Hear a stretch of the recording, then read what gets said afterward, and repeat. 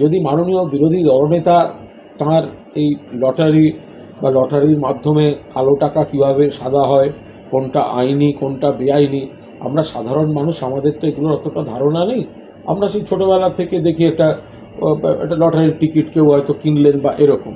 এখন এর পেছনে যে কত কালো টাকা সাদা টাকার এ ব্যাপারে বিরোধী দলনেতার যখন এত একটা অগাধ জ্ঞান রয়েছে যে কালো টাকা কিভাবে লটারিতে সাদা হয়, কিভাবে লটারিকে সামনে রেখে এই হয়, তো এটা বিরোধী দলনেতা শুধু সংবাদ মাধ্যমকে না বলে তিনি তাদের দলের এজেন্সি ইডি সিবিআই সব তাদের দলের, তো ফলে তিনি সরাসরি সেখানে গিয়ে তার বয়ান লিপিবদ্ধ করুন।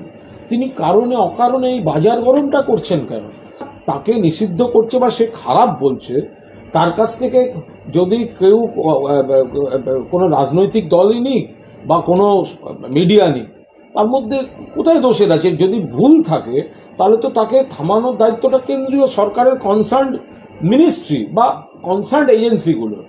আগে বলুক এ খারাপ, ওর বাড়িতে এত টাকা পাওয়া গেছে, ওর বাড়িতে, আরে টাকাটা বৈধ না অবৈধ, সে টাকাটাকে জাস্টিফাই করতে পারছে না, এগুলো না দেখে নিয়ে যদি অবৈধ হয় 100 বার ব্যবস্থা হবে। আবার যদি পরে তারা নথিপত্র দেখাতে পারে তাহলে আর এক রকম। তাহলে প্রথমে একটা ধারণা তৈরি করে দিয়ে লাভ কি? কিন্তু আমার অনুরোধ, ধারণা তৈরি করলে রাজনৈতিক দলও যদি হয় আর মিডিয়াও যদি হয়, এটা কিন্তু সমানভাবে দেখাবেন। যে মিডিয়া দেখাচ্ছে সেই লটারি খারাপ, আর সেই মিডিয়া যদি সেই লটারির স্পন্সরশিপ নেয়, কি করে চলবে? এ তো মানুষ গুলিয়ে ফেলবে। ভালো মন্দের বিচার তাহলে কি করে হবে? একই সঙ্গে শুভেন্দু অধিকারী বলছেন এটা লটারি, ভাইপোর লটারি। তৃণমূল কংগ্রেস 600 কোটি টাকা দিয়েছে, রাজ্য সরকার 4,500 কোটি টাকা ট্যাক্স করেছে। আমি প্রথম থেকে বলে আসছিলাম গত 2-2.5 বছর ধরে, বলার পর এখন ঠিক জায়গায় হিট করেছে। এটা তৃণমূল আর দক্ষিণের ডিএমকের ব্যবসা, মাটির লটারি আর ডিয়ার লটারি।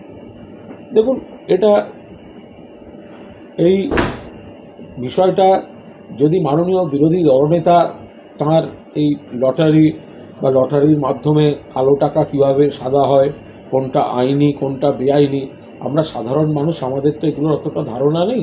আমরা সেই ছোটবেলা থেকে দেখি একটা লটারির টিকিট কেউ হয়তো কিনলেন বা এরকম। এখন এর পেছনে যে কত কালো টাকা সাদা টাকার এ ব্যাপারে বিরোধী দলনেতার যখন এত একটা অগাধ জ্ঞান রয়েছে যে কালো টাকা কিভাবে লটারিতে সাদা হয়, কিভাবে লটারিকে সামনে রেখে এই হয়, তো এটা বিরোধী দলনেতা শুধু সংবাদ মাধ্যমকে না বলে তিনি তাদের দলের এজেন্সি ইডি সিবিআই সব তাদের দলের, তো ফলে তিনি সরাসরি সেখানে গিয়ে তার বয়ান লিপিবদ্ধ করুন। তিনি কারণে অকারণে এই বাজার গরমটা করছেন কেন?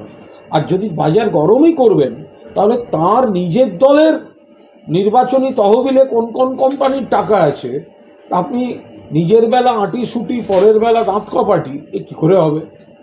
বলছি যে কোর কমিটির বৈঠক ইতিমধ্যে শুরু হয়েছে বীরভূমে। একটা মূল চ্যালেঞ্জ যে অনুব্রত এবং কাজল, আপনার দলের 2 পারফর্মার, এদের মধ্যে সমন্বয় স্থাপন করা যাবে কিনা। চ্যালেঞ্জ নিয়ে আপনারা যে এত মাথা ঘামাচ্ছেন, এটা দেখে আমরা অত্যন্ত আনন্দ পাচ্ছি। আমাদের কাছে এটা আলাদা করে কোনো চ্যালেঞ্জের বিষয় না। এটা একটা দল, একটা পরিবার, মাথার উপর মমতা বন্দ্যোপাধ্যায় মাননীয় মুখ্যমন্ত্রী রয়েছেন। ফলে বীরভূমে যে সময়টা কিছুদিন আগে বীরভূম তৃণমূলের ঘাঁটি ছিল, পরবর্তীকালে তাকে টার্গেট করে বিজেপি এজেন্সি দিয়ে নানা কাণ্ড কারখানা করলো, বাংলায় নয় তিহারে নিয়ে গিয়ে রাখবো, এত কিছু করলো। তো সেই সময়টা তো কোর কমিটি খুব ভালো কাজ করেছে এবং কোনো রকম বিতর্ক ছাড়া দুটো লোকসভা আসনে দুটোই জিতে এনেছে। তারপর আবার এখন জামিন ইত্যাদির পর সবাই একসঙ্গে মিলে কাজ করছেন, তো ভালো।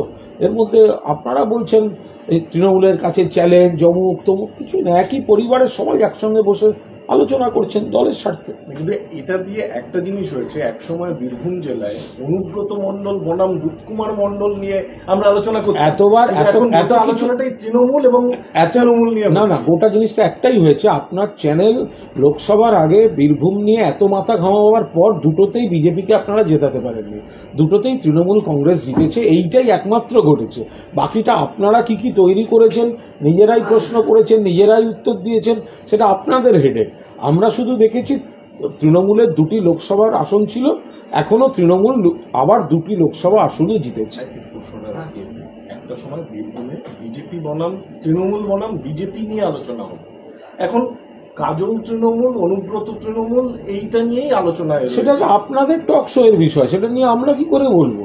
এখন আপনারা যদি খুঁজে খুঁজে বার করেন তো আপনাদের, আমাদের কাছে ওখানে বনাম বলে কিছু নেই, আমাদের কাছে ওখানে সবটাই এবং, আমাদের কাছে হচ্ছে উনি এবং উনি এবং উনি সবাই যুক্ত হয়ে কাজ করছে। আপনাদের টকশোর স্বার্থে, উত্তেজনা বাড়ানোর স্বার্থে, টিআরপির স্বার্থে আপনারা বনাম শব্দটা ব্যবহার করেছেন। আমরা এবংয়ে চলেছি, ভোটের রেজাল্ট পেয়েছি, মিটে গেছে। শুভেন্দু আরেকটি কথা বলেছেন একই প্রসঙ্গে, তিনি বলছেন যে এই 2021 সালের আগে বিহার পরিষদের চেন্নাইতে আপনাদের নাকি চুক্তি হয়েছিল, অভিষেক বন্দ্যোপাধ্যায় আইপ্যাক এই চুক্তি করে দিয়েছিল এবং আজকে এই পরিস্থিতি দাঁড়িয়েছে যে একজন মানুষ 300 টাকা রোজগার করলে 200 টাকা তার লটারির পিছনে শুধু লটারি কাটতে চলে যাচ্ছে। বারণ করে দিক, যাবে না। শুভেন্দু মানে মাননীয় বিরোধী দলনেতা, তার যদি মনে হয় যে মানুষকে বারণ করে দেবেন লটারির টিকিট কাটতে, তো তিনি বারণ করে দিন, বিবৃতি দিন, আবেদন করুন, মানুষের গণতান্ত্রিক অধিকার, আপনি বারণ করুন, কাটবেন না। এরপরে গণতান্ত্রিক দেশ, কারুর যদি মনে হয় তিনি কাটবেন, তিনি কাটবেন বৈধ জিনিসে, আর যদি কারুর মনে হয় কাটবেন না। তো এইভাবে বিবৃতি দিয়ে এর কি আছে? আমি আবার বলছি, বিরোধী দলনেতার কাছে এ নিয়ে যদি কোনো অনিয়ম বা কোনো অবৈধ কাজের মিনিমাম তথ্য প্রমাণ থাকে, তাহলে সংবাদ মাধ্যমে বাজার গরম না করে সিজিও কমপ্লেক্সে যান, সেখানে সিবিআই এবং ইডির কাছে আপনার বয়ান, আপনার তথ্য প্রমাণ আপনাকে দিয়ে আসতে কে বারণ করেছে? কে? কবে যাবেন? আর কবে শুভেন্দুর হাতে তথ্য প্রমাণ সিবিআইতে পৌঁছে যাবে? আর কবে? শুধু মিডিয়ায় বাজার গরম করলে হবে?